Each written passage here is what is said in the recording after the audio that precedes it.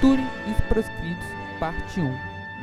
Túrin agora acredita ser um proscrito, que seria perseguido pelo rei Thingol. Ele partiu rumo a oeste de Beleriand, passando para os bosques ao sul do Tengli. Antes da Nineart, Arnoediad, muitos homens habitavam ali em fazendas dispersas, pertencendo a maior parte a gente de Hallet, mas não reconhecia nenhum senhor e viviam tanto da caça como da criação, criando pouco das castanhas e cultivando clareiras que mantinham separados por cerca do restante da floresta. Porém, naquela época haviam sido quase todos destruídos ou tinham fugido para Betro, e toda a região sofria com o temor dos orcs e dos proscritos, pois naquele tempo da ruína, homens desalojados e sem esperança desencaminhavam-se remanescentes da derrota em batalha e das terras atrasadas, e outros eram expulsos para o ermo por atos de maldade, caçavam e recolhiam os alimentos que podiam, porém muitos se puseram a roubar e se tornavam cruéis quando a fome ou outra necessidade os impelia. No inverno eram mais temíveis como lobos, e eram chamados de Guarwat, homens lobos,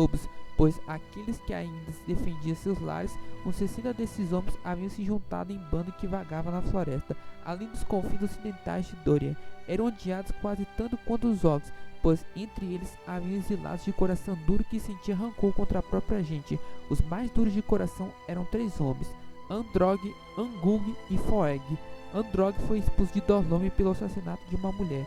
Angug era o mais idoso da companhia, que fugirá das Nineart, e Foeg, como ele mesmo se denominava, um homem de cabelos claros e olhos brilhantes e volúveis, grande e valente, mas já muito distanciado dos costumes dos Edai do povo de Hador.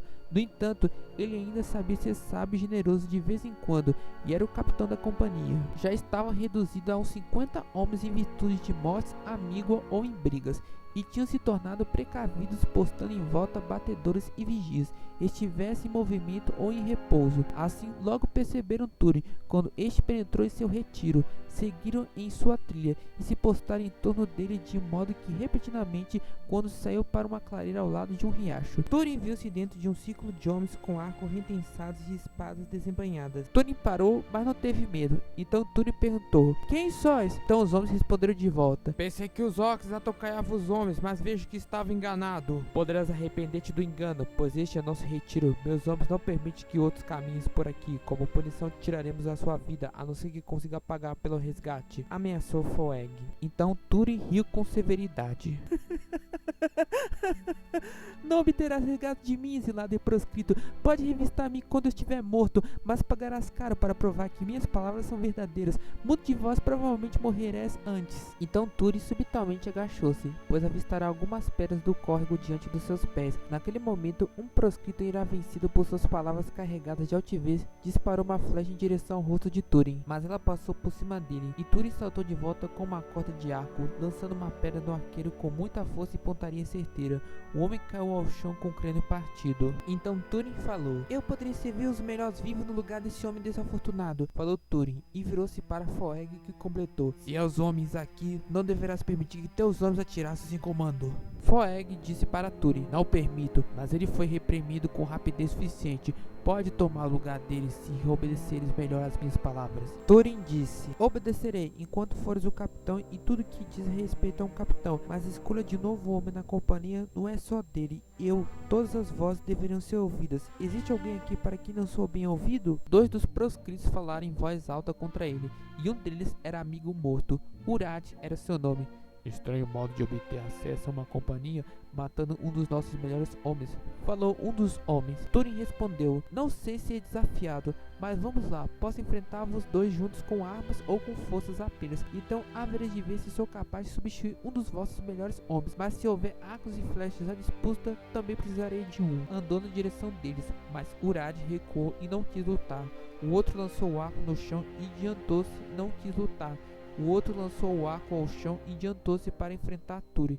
Seu nome era Androg de Dorlome. Postou-se diante de Túrin e o fitou dos pés à cabeça. Não tenho coragem de galinho com os homens, sabe? Mas não me iguala a ti. Ninguém aqui se iguala, acredito. Pode juntar-te a nós no que me diz respeito, mas a luz estranha em teus olhos é um homem perigoso. Qual é o teu nome?" Então Túrin mudou de nome ali e disse: "Neita, o Justiçado, assim me chamo." E foi assim que os proscritos o chamaram depois disso. E Túrin não revelou nada sobre seu lar de Dória e nem seu antigo lar de Dorlome, mas os proscritos perceberam que Túrin usava armas élficas. Logo, ele conquistou a admiração pelos proscritos, pois era forte e valoroso e tinha mais desenvoltura na floresta que eles. Além disso, confiava nele, pois não era ganancioso e pouco cuidava de si, pois outro lado temia-no por causa dos seus súbitos acessos de cólera que eles raramente compreendia. Túrin não podia voltar para Dória, ou ele não queria voltar mesmo por orgulho. Em Nargothrond, ninguém era admitido desde aquela de Finrod Felagúrdia. A gente de Halat em Betro, ele não dignava ir, e a Dorlome não ousava, pois a região estava cercada de perto e um homem só. Pensava ele, aquela época não podia ter esperança de atravessar as passagens das montanhas de sombra. Então Túrin ficou com os proscritos, e a companhia deles fosse mais fácil de suportar a privação no ermo, e já queria viver, não podia estar sempre discordando deles. Ele pouco reprimia suas maldades, assim logo ele endureceu naquela vida de proscrito e muitas vezes cruel, mas às vezes teve compaixão e indignação, despertava então, tornava-se perigoso sua ira. Túrin viveu desse modo maligno e arriscado até o fim daquele ano, e atravessou a carência e a fome do inverno até que viesse a agitação e depois de uma bela primavera. Na floresta do Tenlin havia algumas fazendas de homens robustos e cautelosos, porém em números reduzidos. Apesar de não gostarem nem um pouco dos Galwitch e de sentirem pouca pena deles nos invernos rigorosos, colocavam alimentos que podiam dispensar em lugares onde pudessem achá-los. Assim esperava evitar um ataque em bandos famintos. Dessa forma, eles ganhavam menos gratidão dos proscritos que dos animais e pássaros, e só eram protegidos de fato por seus cães e suas secas, pois cada fazenda tinha grandes sebes e estacas. Além disso, havia um trilho de uma fazenda a outra, e os homens podiam convocar auxílio caso necessitam a toque de trompa. Continua.